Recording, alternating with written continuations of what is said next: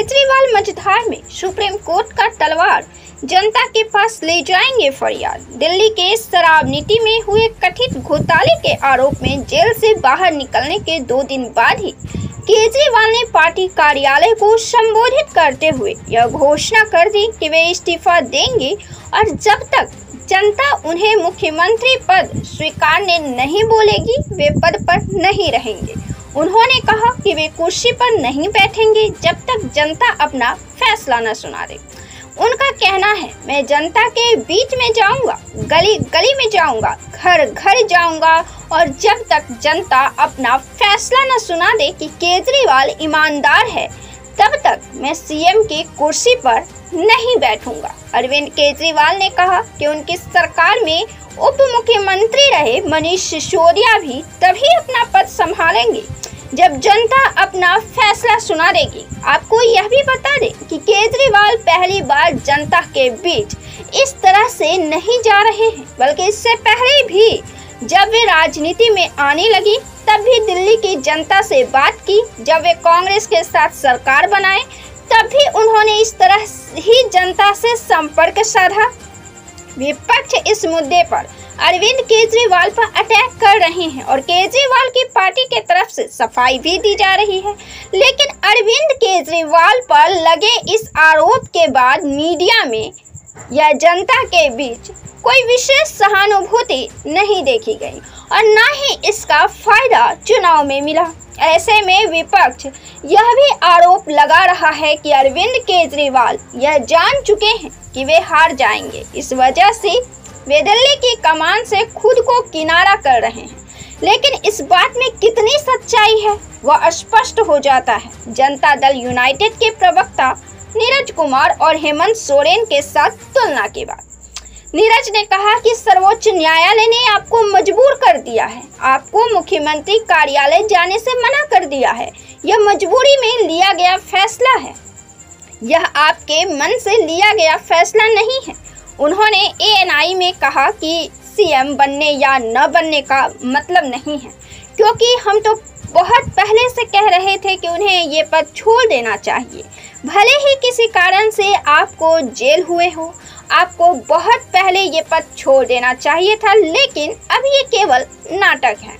इतिहास में शायद पहली बार हुआ है कि कोई पद पर बैठा आदमी जेल जाए और उसे जमानत मिलने पर कोर्ट कहे कि खबरदार तुमने कोई फाइल छुई या तुम किसी कुर्सी पर बैठे। हेमंत सोरेन साहब जेल से छूटे तो उन पर कोई रोक कोर्ट ने नहीं लगाई। सुप्रीम कोर्ट को भी डर है कि ये आदमी सबूत मिटा देगा, गवाहों को डराएगा, धमकाएगा।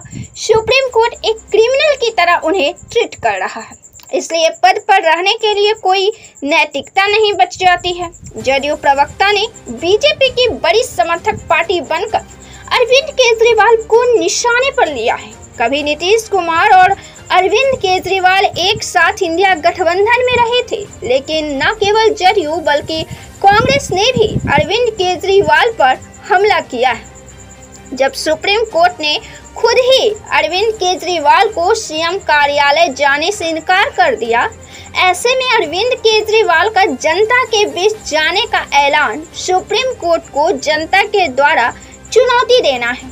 भाजपा कार्रवाई कर रही है, यह तो जगजाहिर बात है।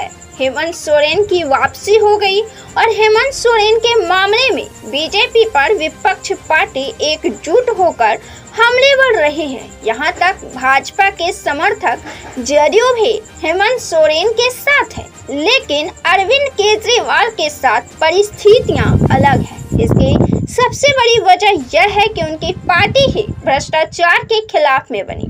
ऐसे में भ्रष्टाचार का छींटा पड़ना भी, और राजनीति में तो ऐसे अनगिनत नाम हैं जो भ्रष्टाचार से पेट भरे हैं, तो ऐसे में अरविंद केजरीवाल को लेकर कोई खास फेवर में माहौल इतने दिनों में बना नहीं, बल्कि सभी का निगाहें अंतिम परिणाम और कोर्ट पर टिकी है। ऐसे में दिल्ली को छोड़कर पूरे देश में जनता वेट एंड वॉच की स्थिति में है। हालांकि दिल्ली के राज्य में अरविंद केजरीवाल के बहुत सारे जनहित में कार्य किए हैं, महिलाओं के लिए काम किए हैं, कई योजनाएं हैं जिससे जनता को सीधा फायदा है। दिल्ली में उनकी खास लोकप्रियता है और दिल्ली की जनता से ही उन्हें संवाद भी स्थापित करना है। अगले साल चुनाव भी है दिल्ली में और अब जब अरविंद केजरीवाल किसी और को सत्ता सौंपेंगे तो एक सवाल पार्टी में टूट और भीतरघात की भी स्थिति बन जाती है।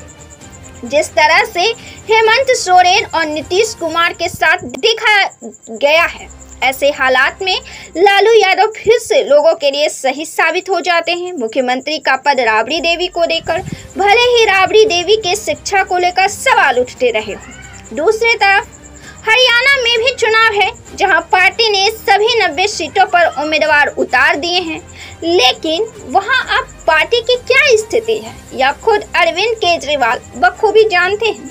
अरविंद केजरीवाल को जनता से इस बात की उम्मीदें हैं कि जनता उन्हें ईमानदार घोषित करेंगी। हालांकि जब तक जनता अपना फैसला न सुना दे कि केजरीवाल ईमानदार है, जनता के इस फैसले के लिए वे जनता के बीच जाएंगे। ऐसा करके वे राजनीतिक पार्टियों की बोलती बंद करना चाहते हैं और जनता के माध्यम से अपनी खोई हुई प्रतिष्ठा वापस पाने की भी कोशिश कर रहे हैं।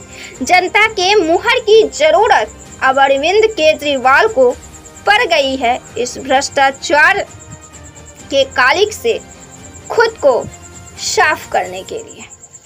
आप केजरीवाल को लेकर क्या सोचते हैं? आप केजरीवाल को कैसे देखते हैं? अपना जवाब जरूर दें। वीडियो को लाइक करें, शेयर करें और चैनल को सब्सक्राइब जरूर से कर लें। बहुत बहुत धन्यवाद।